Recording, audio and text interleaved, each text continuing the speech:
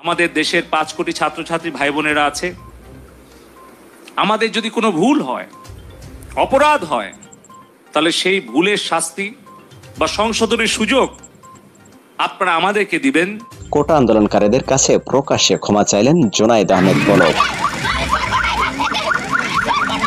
কোটা ইস্যুকে কেন্দ্র করে দেশ জুড়ে চলমান আন্দোলন ঘিরে সামাজিক যোগাযোগ মাধ্যমে অপপ্রচার বন্ধে ব্যর্থতা এবং ইন্টারনেট সেবা বন্ধ হওয়ার সব দায়ভার নিয়ে প্রকাশ্যে ক্ষমা চাইলেন ডাক, টেলিযোগাযোগ ও তথ্য প্রযুক্তি মন্ত্রী জুনায়েদ আহমেদ পলক।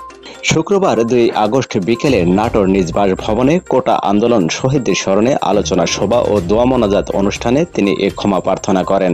পলক বলেন, তরুণ প্রজন্মের কাছে যদি আমার কোনো ভুল হয়ে থাকে আমি প্রকাশ্যে ক্ষমা প্রার্থনা করছি।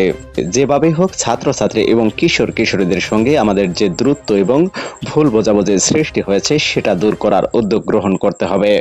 সেটা আমাদের ঘর, প্রতিবেশী এবং প্রতিষ্ঠান থেকে করতে হবে। ছাত্রছাত্রীদের চোখের ভাষা বুঝতে হবে। প্রতিমন্ত্রী বলেন, শিক্ষার্থীদের সঙ্গে যে দূরত্ব তৈরি হয়েছে কখনো তাদের প্রতি কঠিন সিদ্ধান্ত নিয়ে সমাধান করা সম্ভব নয়। সঠিক সিদ্ধান্ত নিয়েই সেটার সমাধান করতে হবে।